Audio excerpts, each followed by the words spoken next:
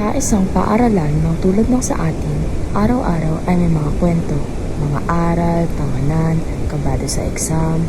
Pero sa araw na ito, may isang estudyanteng papasok, dala ang higit pa sa bag at lapis.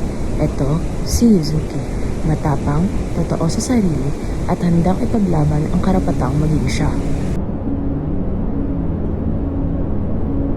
Ba't ka nagsusuot ng ganyan? Akala ko pang lalaki lang yan Di ba damit ang pasaya ng pagkatao, hindi ba? Attention seeker. Ang simpleng damit nagiging dahilan ng panghuhusga, at ang silid-aralan na dapat tahanan ng pag-unawa nagiging larangan ng katahimikan at takot. Bakit nga ba hinuhusgahan ng mga tao base lang sa itsura? Kasi po takot tayo sa hindi natin naiintindihan. Pero kung hindi tayo natutong makinig, walang mangyayaring paggalang. Hindi lahat ng aral natututunan sa libro, at hindi lahat ng tama agad na naiintindihan. Minsan, kailangan munang masaktan bago matauhan. Lahat tayo naka-uniform sa siya, hindi. Kaya to, fashion show. Tip niya lang. Ayaw mo na siya. Ano susunod? Babae magpapapurungan ng paglalaki? Alam mo ba, Cedric, kahit hindi mo gusto, hindi dapat gawin biro ang tao. May mga salita na hindi sigaw pero malakas ang tama. At may mga paninindigan na kahit tahimik, ramdam mo ang bigat.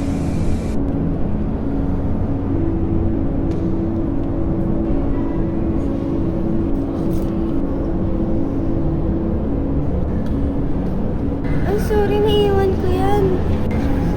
Ay, ang galing mo pala mag-drawing.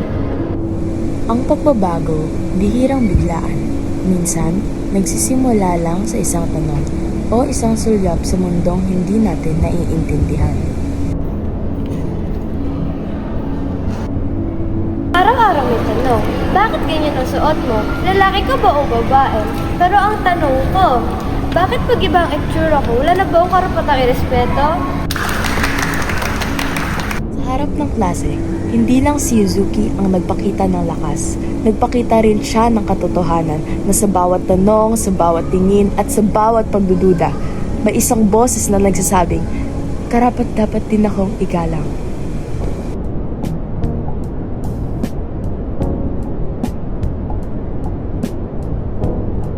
Alam mo, Yuzuki, kanina, habang nagsasalita ka, hindi ko alam kung napahiya ako o nahiya eh. Sorry. Lang hindi sumang-ayon sa gawain ang kasuotan ko. Pero sana lahat tayo magkaroon ng respeto sa isa't isa. Hindi madali para kay Cedric ang aminin ang pagkakamali. Pero sa simpleng paglapit, pinili niyang makinig. At para kay Yuzuki, hindi kailangang magbago si Cedric. Ang mahalaga, nagbago ang paraan ng kanyang pagtingin sa iba. Each other's lives, heart to heart.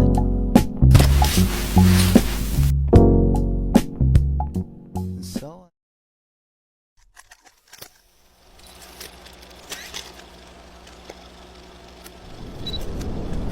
Sa isang silid-aralan na tila pamilyar, may isang hakbang na mabigat.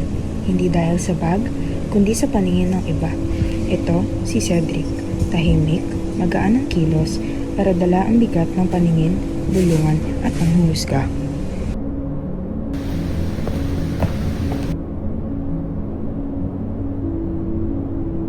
Tingnan mo si Cedric, parang babae. Anong pagkasang lalaki? Oo nga no, parang maligo sa CR. Sa mundong may mahigpit na sukatan kung paano maging tama, madalas, ang pagiging iba ay agad kinukutya. Ang katahimikan ni Cedric ay hindi kahinaan, kundi pagpili sa kapayapaan sa gitna ng pangungutya. Sa bawat kwento ng sakit, may kaibigan ding handang makinig. Si Jabez, hindi niya kailangan maintindihan ang lahat, pero alam niya ang halaga ng respeto.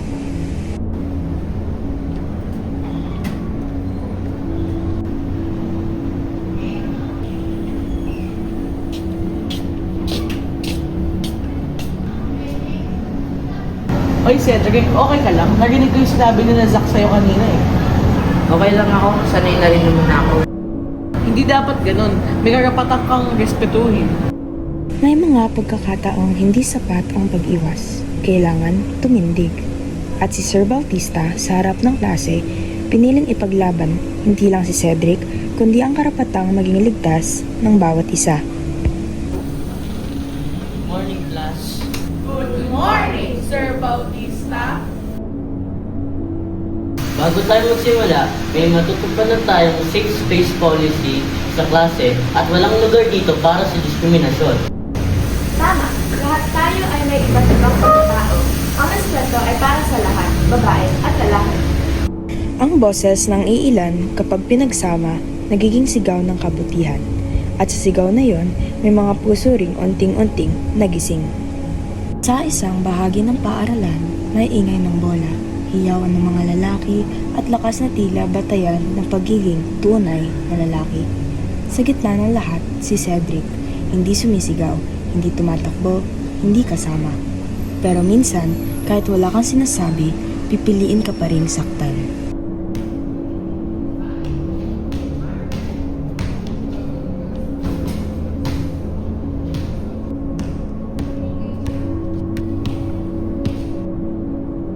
O yan na si Cedric, baka gusto mo man sumali. Mag-dribble ng feelings mo. Sa halakhak ng ilan, may mga salitang humahampas. Hindi laging may sigawan ang pambubuli minsan. Nakatago sa biro, sa tingin, sa hindi pag-imbita. Baka naman gusto niya maging muse ng team, hindi player.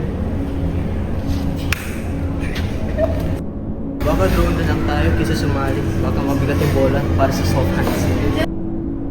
Ang pagiging iba ay kahinaan. Ang sketchpad ay nagiging simbolo ng hindi kasali.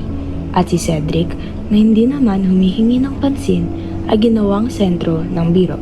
Hindi para aliwin, kundi para saktan.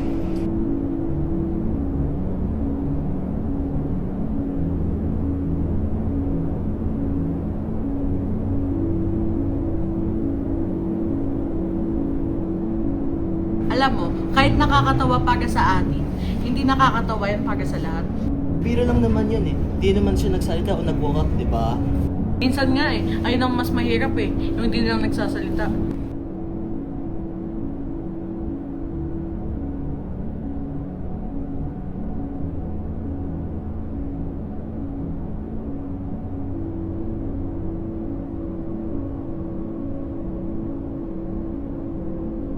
Parang napahiya tayo kanina, no? Baka may punto sila. Hindi ko lang kasi maintindihan eh. Pero kung nasasaktan si Cedric, mali na yun. Ang paghingi ng tawad ay hindi laging madali. Pero sa harap ni Cedric, ang mga dating salitang mapanakit ay napalitan ng mga salitang may bigat, may sinseridad, at may pag-unawa.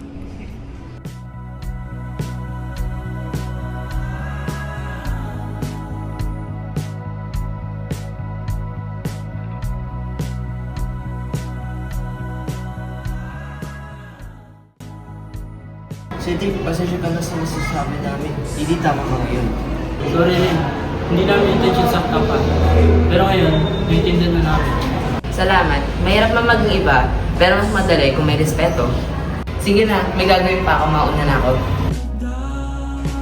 Hindi lahat ng pagbabago ay dramatiko.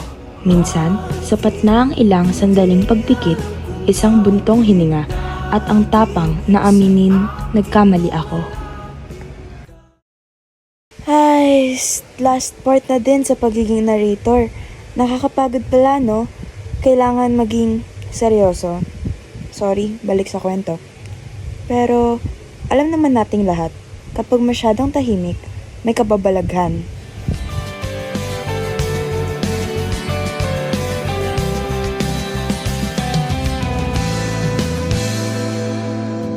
Alam mo bang may gusto akong sabihin sa'yo?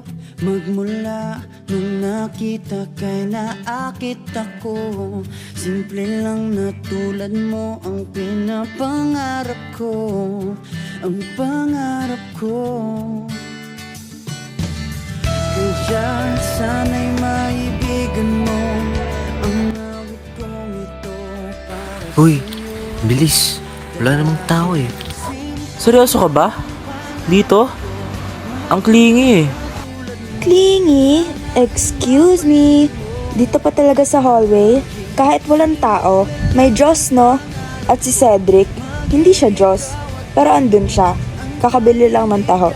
Oo, taho. Bakit ba? Gusto lang niya ng taho. Sarap ng arnibal, no?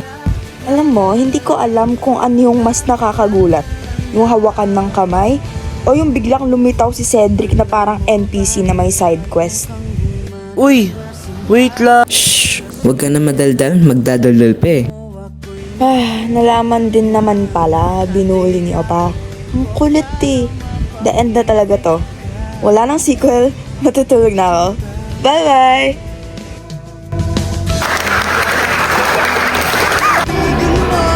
Dapat kaya din naka-alert. Lahat tayo ang may ibang Go! Wala na Go! Sana ay mapansin mo dahil Hindi siya naman nag-water, di ba? Di ba? Go! Sorry, hindi namin take sa tama. Pero ngayon, simpleng tulad mo wala na akong mahihiling pa kundi ka.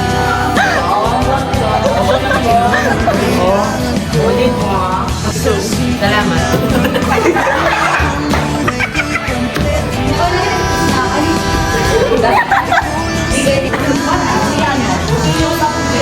Oo nga. Lagay ko namin sa bloopers.